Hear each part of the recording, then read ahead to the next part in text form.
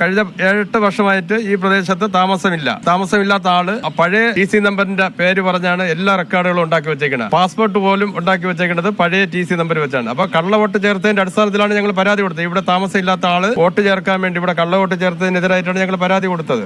ആ passport, licence ഇതെല്ലാം 3/564 എന്നുള്ള TCയിലാണ് എടുത്തത്. അവിടെ താമസിക്കുന്ന അനുമോൾ എന്നുള്ള ഒരാളാണ് കഴിഞ്ഞ 2-3 വർഷമായിട്ട് അവിടെ വാടകയ്ക്ക് താമസിക്കുന്നത്. ഇന്നലെ അവർ ഗ്യാസ് എടുത്തതിന്റെ ഗ്യാസിന്റെ ബില്ലുണ്ട്. ഇവർ പറയുന്നത് ഇപ്പോഴും ഞാൻ അവിടെ ആ വീട്ടിൽ താമസിച്ചെന്നാണ് എതിർകക്ഷി പറയണത്. പക്ഷേ അവിടെ അനുമോൾ എന്നുള്ള ആളാണ് ആ വീട്ടിൽ ഇപ്പോഴും വാടകയ്ക്ക് താമസിക്കുന്നത്. താങ്കളുടെ വീട്ടു നമ്പറിൽ 25 വോട്ടുണ്ട് എന്നുള്ളത് താങ്കൾ സമ്മതിച്ചു എന്നാണ് ഇപ്പോൾ പറയുന്നത്. ഇല്ല, ഞാൻ സമ്മതിച്ചില്ല. ഞാൻ പറഞ്ഞത് 2000 ഇറങ്ങിയ വോട്ടർ പട്ടികയാണ്. ഈ വോട്ടർ പട്ടിക ഇറങ്ങി 2000 മുട്ടടപാട് രൂപീകരിക്കുന്ന സമയത്താണ് ഈ വോട്ടർ പട്ടിക ഇറങ്ങുന്നത്. അന്ന് 3/2024-64 എന്നുള്ള TC നമ്പറായിരുന്നു എനിക്കുള്ളത്. മുട്ടടപാട് രൂപീകരിച്ച വോട്ടർ പട്ടിക ഉണ്ടാക്കിയത് ഞാനല്ല. ഞാൻ വോട്ടർ പട്ടികയിൽ പേര് ചേർത്തിട്ടില്ല. വീട്ടു നമ്പർ തെറ്റായി താങ്കളുടെ രേഖയിൽ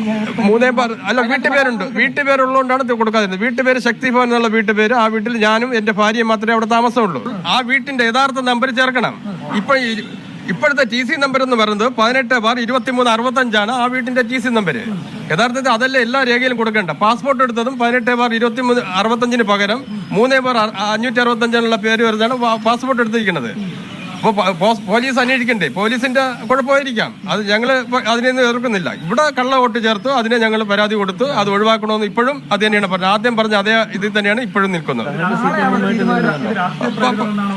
ഇല്ല, അല്ല, ഞങ്ങൾ ഇത് അതിനു മുമ്പ് പരാതി കൊടുത്തു. ഈ വോട്ടർ പട്ടിക 2020 വോട്ടർ പട്ടിക പ്രസിദ്ധീകരിച്ചു. അതിൽ ഇയാളുടെ പേരില്ല. ഇയാളെ അച്ഛന്റെ പേരുണ്ട്, അമ്മയുടെ പേരുണ്ട് അവിടെ ഉണ്ടായിരുന്നു. 2023 വോട്ടർ പട്ടിക പ്രസിദ്ധീകരിച്ചു. അന്ന് പലരും അപേക്ഷ കൊടുത്ത് ഇവിടെ താമസമില്ലാത്തവരുടെ വോട്ടെല്ലാം ചേർത്ത് ഒഴിവാക്കി. അതിൽ സുരേഷ് കുമാറും ലതികാബായി അവരുടെ പേരെല്ലാം ഒഴിവാക്കി. അച്ഛന്റെ അമ്മയുടെ പേരെല്ലാം അവരാരും അന്ന് പരാതി കൊടുത്തില്ല. 24 വോട്ടർ പട്ടിക പ്രസിദ്ധീകരിച്ചു. അന്നും അവർ വോട്ട് ചേർക്കാനോ ഒഴിവാക്കാനോ ശ്രമിച്ചിട്ടില്ല. എങ്കിൽ അന്ന് അവർ വോട്ട് ചേർക്കാറുന്നല്ലോ. അന്ന് ഇവരാരും തിരിച്ചു വോട്ട് ചേർത്തില്ലല്ലോ. ഇപ്പൊ അവർക്ക് സ്ഥാനാർത്ഥിത്വം തീരുമാനം അറിയിക്കാന്നാണ്. അത് നാളെ അറിയാൻ പറ്റുള്ളൂ. പാർട്ടി അനുഭാവി തന്നെയാണ്, പാർട്ടി മെമ്പർ തന്നെയാണ്. ഇത്രയും ദിവസം തിരുവനന്തപുരം നഗരസഭയോ അതേപറ്റിയുള്ള ഓഫീസർമാരൊന്നും തന്നെ നമ്മുടെ ഭാഗം കേൾക്കാനായി തയ്യാറായിരുന്നില്ല. പക്ഷേ ഇന്ന് ഇലക്ഷൻ കമ്മീഷൻ വളരെ ക്ലിയറായി നമ്മുടെ ഭാഗം കേട്ടു. നമുക്ക് പറയാനുള്ള എല്ലാം തന്നെ അദ്ദേഹം കേട്ടു.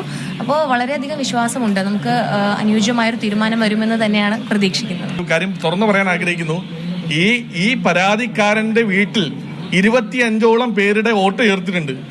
28ഓളം പേരുടെ വോട്ട്. അത് അദ്ദേഹം ഇന്ന് സമ്മതിക്കുകയും ചെയ്തിട്ടുണ്ട്. അപ്പോൾ ആ പരാതിക്കാരന്റെ വീട്ടിൽ അയാളുടെ സെയിം അഡ്രസ്സിൽ 25 പേരുടെ വോട്ടാണ്. അത് കള്ളവോട്ടാണോ അല്ലേ എന്നുള്ളത് അദ്ദേഹം ആദ്യം പറയട്ടെ.